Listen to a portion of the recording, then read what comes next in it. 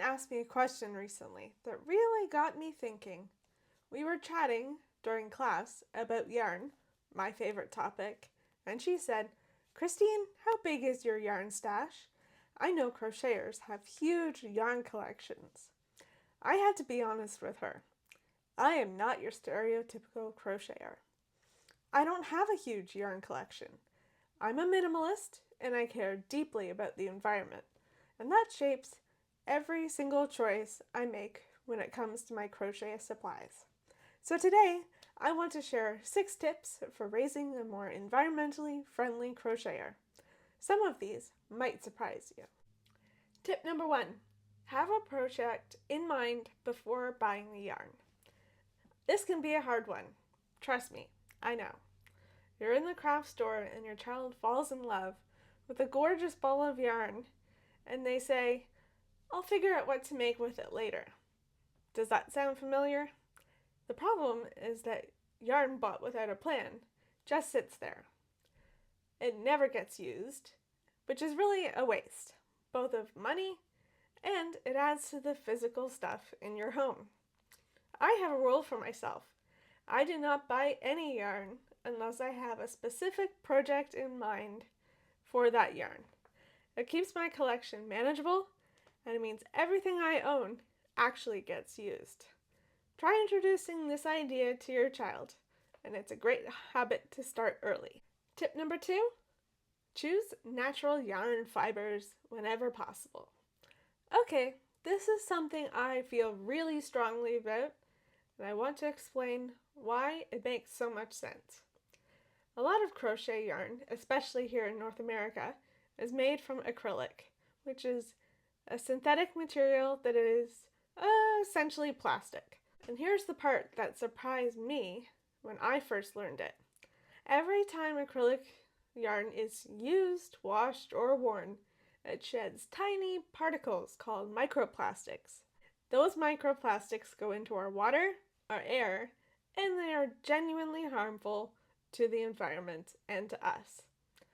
I have personally been transitioning away from using acrylic yarn this year. I now use plant-based fibers, like this cotton, for my projects. They come in beautiful colors and are lovely to work with, and I also feel just so much better working with them. For kids just starting out, cotton is a great choice. It's smooth, easy to see, and is pretty widely available.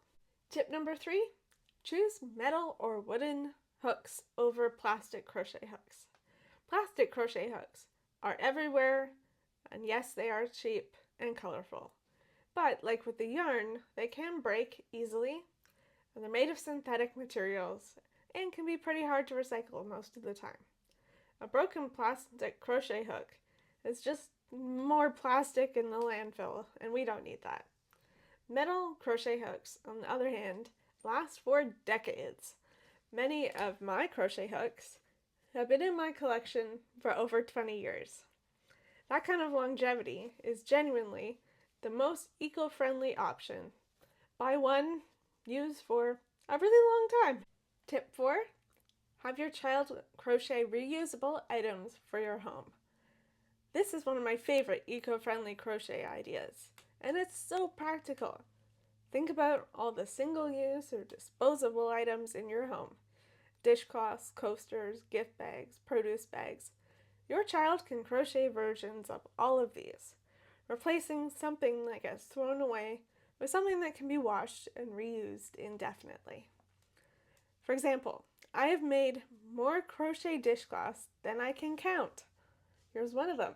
I love crochet dishcloths so much that I included this pattern in my online course, Crochet Made Easy, as one of the practice projects. It is a great beginner project and is also very practical at the same time. To learn more about my course, Crochet Made Easy, check the link in the description. Tip 5, save those yarn scraps. Every crocheter produces yarn scraps, little leftover pieces after finishing a project. And unfortunately, most people throw those away. Please don't do that, especially those synthetic fiber scraps, which ends up in landfills and contributes to microplastic pollution. A brilliant use for these yarn scraps is actually to use them as a stuffing material for crocheted stuffed animals, which I'm sure your child wants to make. Instead of buying the fiberfill or polyfill material, your child can stuff their stuffed animals and other plushies with their own yarn scraps.